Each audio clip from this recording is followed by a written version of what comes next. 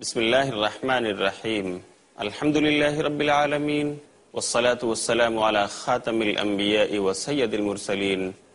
وعلى آلہ وصحبہ اجمعین اما بعد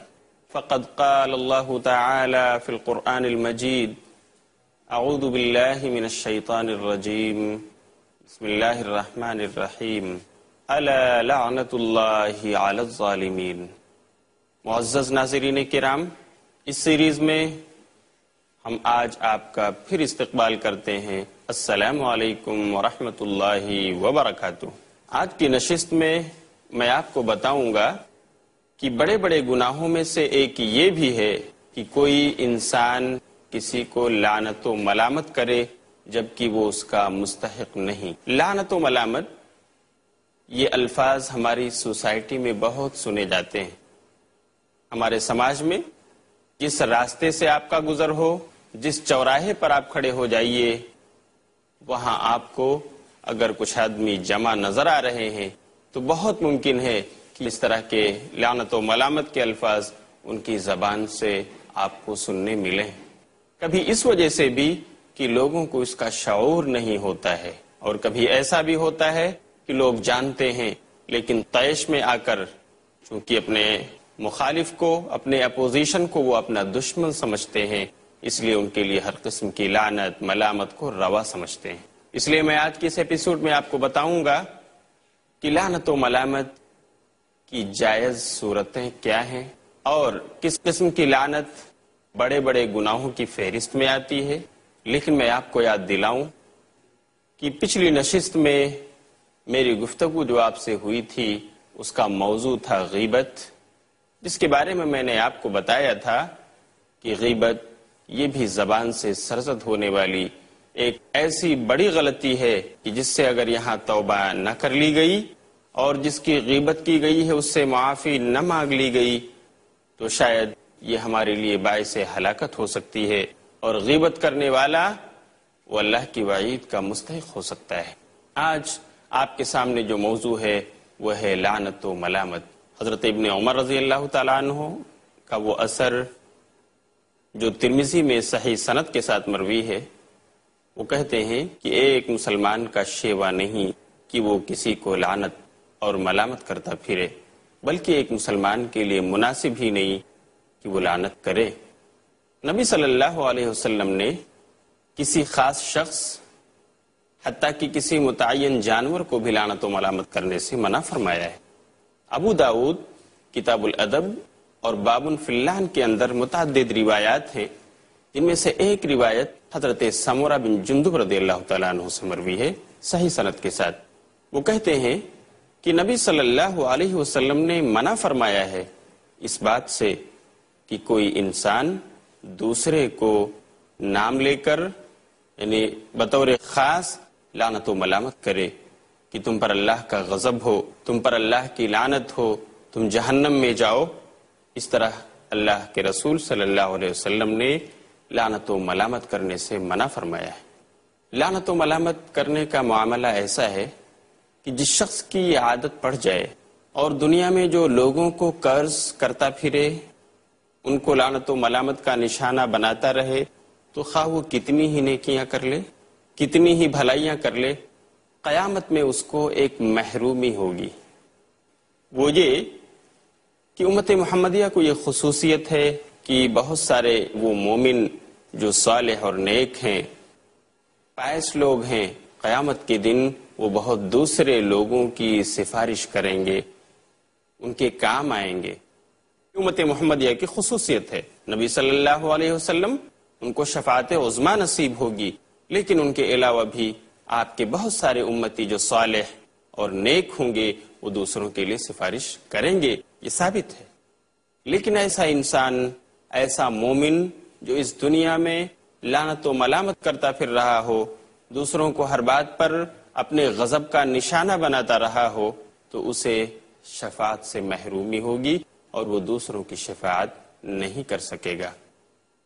حالانکہ یہ امت محمدیہ کی خصوصیات میں سے ہے۔ یہ بھی ابو داؤد کتاب الادب اور باب اللعن کے اندر حضرت ابو دردہ رضی اللہ تعالیٰ عنہ سے مروی ہے کہ نبی صلی اللہ علیہ وسلم نے فرمایا، جو لعنت و ملامت کرے گا، قیامت کے دن وہ سفارش نہیں کر سکے گا، دوسروں کے کام نہیں آ سکے گا۔ لعنت و ملامت کا معاملہ ایسا ہے کہ اگر کوئی شخص کسی کو لعنت کرتا ہے اور وہ لعنت کا مستحق ہے ہی نہیں، تو پھر وہ لعنت اسی کی طرف لوٹ کر آتی ہے۔ گویا اگر ہم نے جذبات میں آ کر کسی کو لعنت و ملامت کا نشانہ بنا دیا اور اسے لعنت بھیج دی اور وہ اس کا مستحق ہی نہیں ہے بلکہ وہ ایک اچھا انسان ہے، تو پھر یہ لعنت اس کے مستحق خود ہم ہوں گے، یعنی لعنت کرنے والا۔ ابو داؤد ہی میں کتاب الادب باب فی اللعن کے اندر ایک روایت حضرت ابو درداء رضی اللہ تعالیٰ عنہ سے مروی ہے۔ وہ کہتے ہیں کہ نبی صلی اللہ علیہ وسلم نے ایک حدیث میں فرمایا کہ جب کوئی کسی پر لعنت کرتا ہے تو یہ لعنت آسمان کی طرف جاتی ہے، لیکن آسمان کا دروازہ اس کے لیے بند کر دیا جاتا ہے۔ وہاں سے یہ لعنت زمین کی طرف پلٹتی ہے، لیکن زمین بھی اس کے لیے بند کر دی جاتی ہے، یہاں بھی اس کا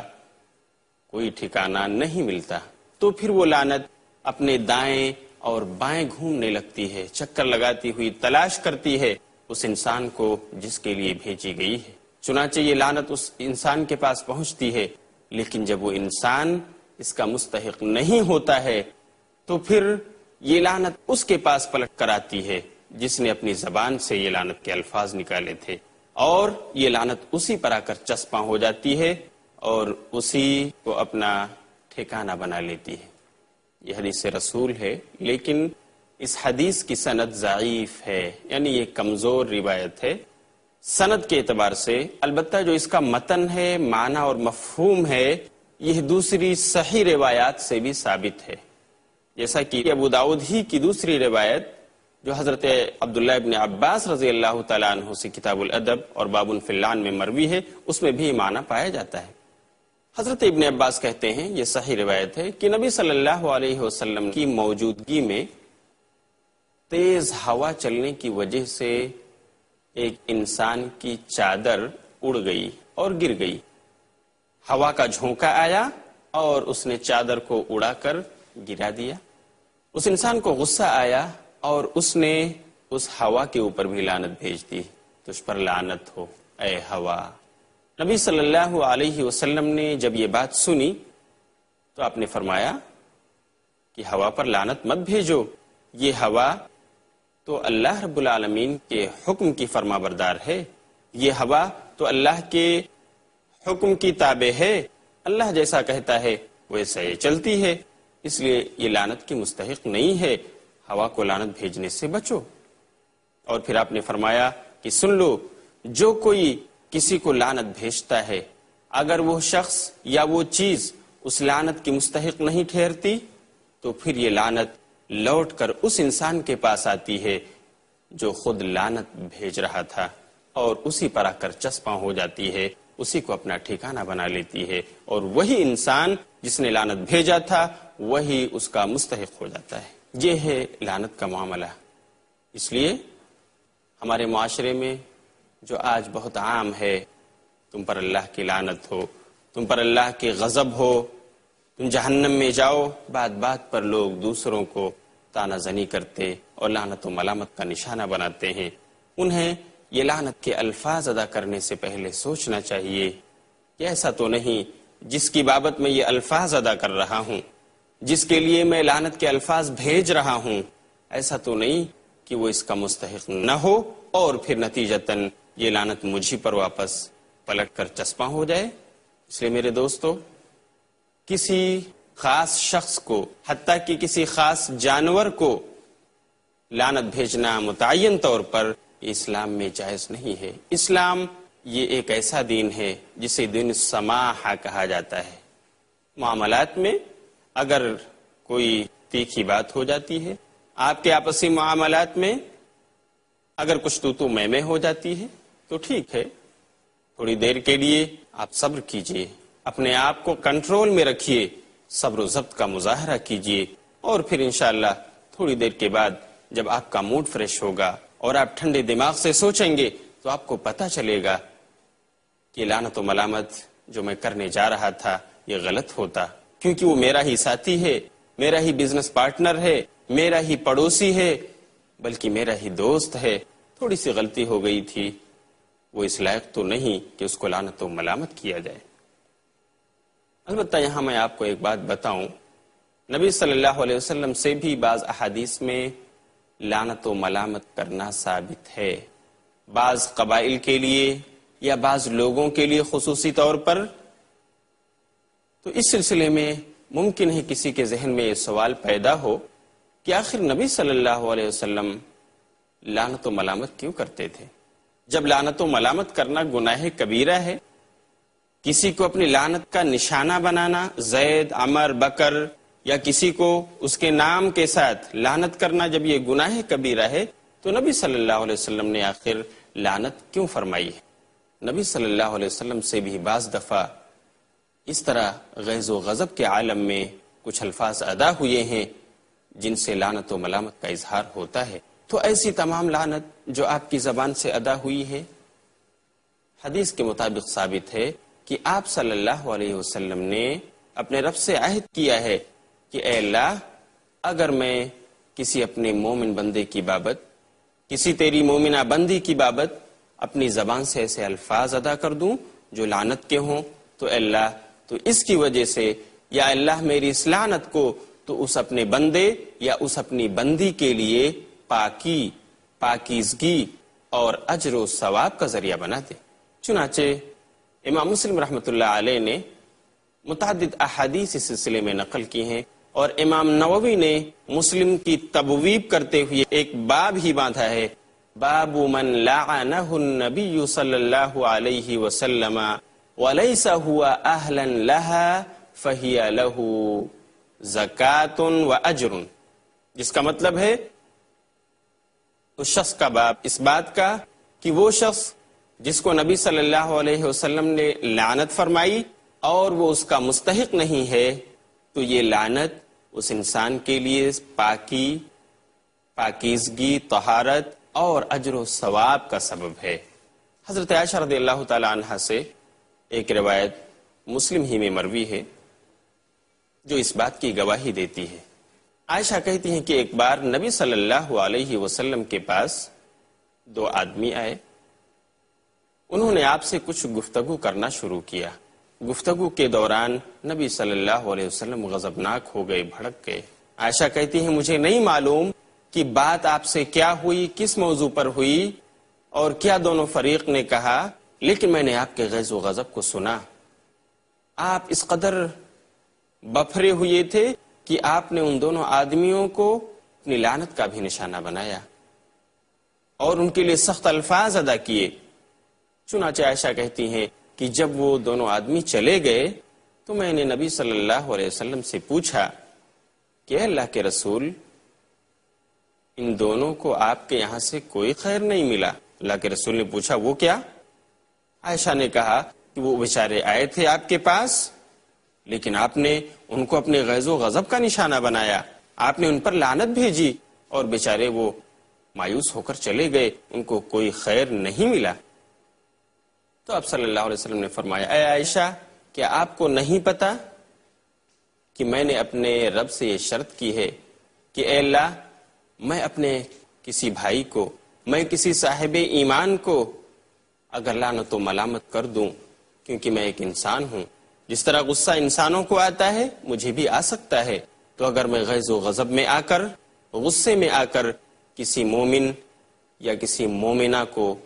اپنے لعنت و ملامت کا مستحق ٹھہراؤں اور وہ اس کا مستحق نہیں، تو اے اللہ میری بھیجی ہوئی اس لعنت کو تو اپنے اس مومن بندے یا اپنی اس مومن بندی کے لیے زکوٰۃ یعنی پاکی و اجر یعنی ثواب کا ذریعہ بنا دے، تو میری لعنت ان دونوں کو کوئی نقصان نہیں پہنچائے گی، کیونکہ میرے رب سے میرا معاہدہ ہو چکا ہے، میری لعنت سے ان کا کوئی نقصان نہیں ہوگا۔ اس سے ہم یہ نتیجہ نکال سکتے ہیں اور یہ مسئلہ مستنبط کر سکتے ہیں کہ نبی صلی اللہ علیہ وسلم چونکہ وحی آپ کے پاس آتی تھی اور آپ اللہ سے ہم کلام ہوتے تھے، اور اس طرح سے آپ کا اللہ سے معاہدہ ہو چکا تھا کہ اگر آپ کی لعنت اس انسان کے لیے مناسب نہیں تھی اور اس کا مستحق نہیں تھا پھر بھی آپ کی زبان نے لعنت بھیجی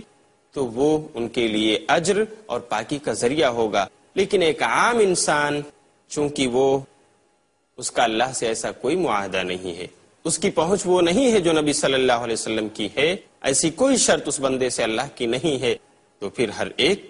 ہم میں سے ہر ایک کو بچنا چاہیے کہ وہ کسی خاص انسان کو لعنت بھیجے، تاکہ ایسا نہ ہو کہ وہ لعنت جس کے لیے بھیجی گئی ہے اگر وہ آدمی مستحق نہیں ہے تو پھر وہ ہماری طرف لوٹ کر آئے اور ہم اس کے مستحق بن جائیں.